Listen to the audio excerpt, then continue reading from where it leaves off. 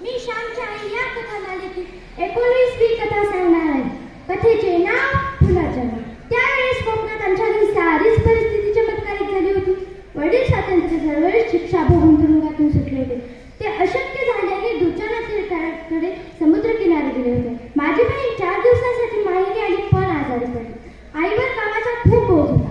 घरात दुसरं काही माणूस नव्हतं. त्यामुळे माझ्याकडे कोणीच लक्ष देईना. मी सर्वांचा नावडता झालो. अक्कावर साऱ्यांचा लोक, सर्वांचं प्रेम होतं. तिला तानी मुलगी होती. त्या मुलीचे फार लाड होते. अक्काला विषमज्वर म्हणजेच टायफॉइड झाला होता. त्यामुळे तिचे दूध मुलीला चालत नसे. त्यामुळे मुलीचे रंगूचे खूप हाल होते. एके दिवशी तिला तापात वाच झाला. सासरी झालेला हाल छळ तिने कधी मायेने सांगितले नव्हते.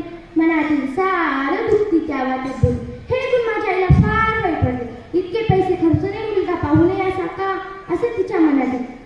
अक्काचा ताप कमी व्हावा म्हणून माझी आई तिच्या कपाळावर पाणी भरलेलं तांबण धरून बसली. ताप कमी होत नव्हता.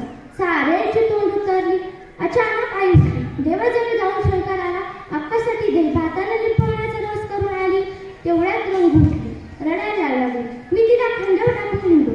कंटाळली. ती पुन्हा उठली. मोठमोठ्याने रडू लागली. कळवळली. टाळून सोडला. मी तिला तसंच सोडून अंगणात गेलो. आई तिच्याशिवाय आडली. काम पाहून त्या भरात मला म्हणाली, श्याम कुठे गेला हा कार्टा? नुसता खातो, एक काम करायला नको, यावर छळायला उरला आहे.